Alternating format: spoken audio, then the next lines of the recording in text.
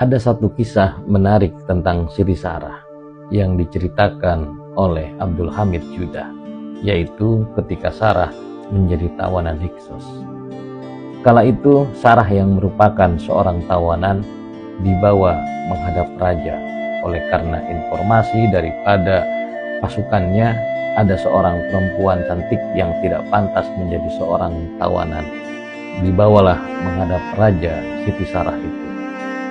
Pada saat raja melihat Siti Sarah, raja langsung tertarik, langsung terpana melihat kecantikan Siti Sarah, hingga raja meminta para pasukannya untuk membawa Siti Sarah ke kamarnya agar nanti malam Siti Sarah bisa menemaninya.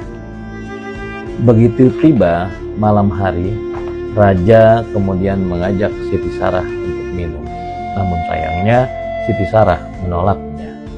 Dan kala di kamar tersebut hanya tersisa tinggal raja dan Siti Sarah, raja berusaha untuk menyentuh Siti Sarah dengan tangannya. Namun tiba-tiba raja tidak bisa bergerak. Seketika muncul rasa takut di dalam dirinya, sehingga yang terpikir kala itu dalam pikiran raja adalah bagaimana ia bisa pergi dari kamar Siti Sarah akibat dari ketakutan yang muncul di dalam dirinya. Tidak sampai di situ, di hari berikutnya raja kembali usaha menjulurkan tangannya ke Sarah, tetapi kali ini tangan tersebut tergenggam amat erat sehingga raja diserang oleh rasa takut yang tidak pernah ia rasakan sebelumnya. Dan ia mendapati bahwa perasaan tersebut muncul ketika ia hendak memegang Sarah. Akhirnya terpikir kembali untuk bagaimana bisa keluar dari kamar tersebut, sehingga raja lari terbirit-birit. Keesokan harinya, karena peristiwa 2 malam tersebut, raja mengumpulkan seluruh perdana menterinya dan meminta mereka untuk mencari seorang juru ramal, seorang ahli sihir. Sehingga beberapa hari kemudian didapatilah orang-orang yang dimintai raja tersebut. Raja menanyai kepada mereka perihal dengan Siti Sarah dan kejadian yang dialaminya tersebut. Para peramal itu kemudian menjawab pertanyaan raja tersebut. Menurut mereka itu termasuk amarah para dewa, karena raja menginginkan seorang perempuan yang merupakan istri dari seorang laki-laki. Jawaban tersebut tidak membuat raja puas. Sebaliknya, raja masih ragu terhadap jawaban dan keterangan itu.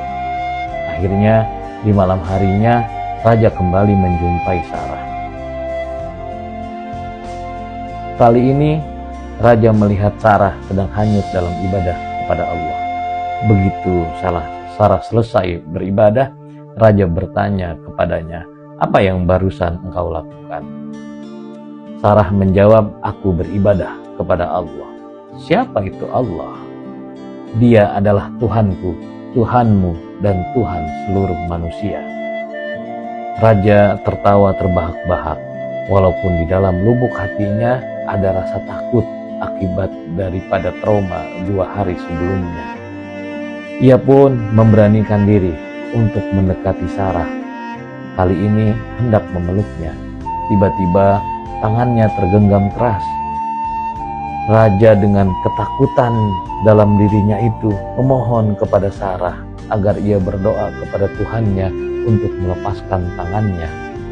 Sehingga ketika tangan itu terlepas, ia berjanji tidak akan membahayakan Sarah. Akhirnya Sarah pun mengangkat kedua matanya ke langit dan berdoa kepada Allah. Seketika tangannya pun terlepas. Namun siapa sangka nafsu kembali menguasai raja lagi. Ia hendak kembali memeluk Sarah. Seketika tangannya tergenggam keras, lebih keras daripada sebelumnya. Raja pun dengan penuh ketakutan kembali memohon kepada Sarah agar ia berdoa kepada Tuhannya agar mau melepaskan genggaman tangan yang sangat keras. tersebut yang membuat raja semakin takut.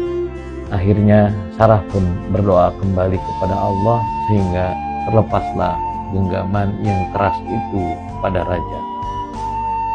Selepas kejadian tersebut, raja dengan terheran bertanya kepada Sarah, "Siapa engkau?" "Aku adalah seorang perempuan, salah satu hamba Allah. Aku adalah seorang perempuan beriman di dalam perlindungan suaminya sebelum pasukanmu datang mengambilku." "Siapa suamimu itu?" kata raja. "Dia adalah seorang hamba Allah dan utusannya. Allah mengutusnya untuk mengajak manusia menyembahnya.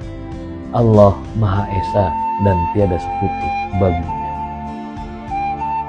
Dari kejadian ini, raja memiliki simpatik terhadap Sarah, hingga ketika Ibrahim diperintahkan Allah untuk pergi ke Mesir, disitulah raja memberikan penghormatan kepada Ibrahim dan juga Sarah, hingga Sarah diberikan hadiah seorang perempuan bernama Hajar.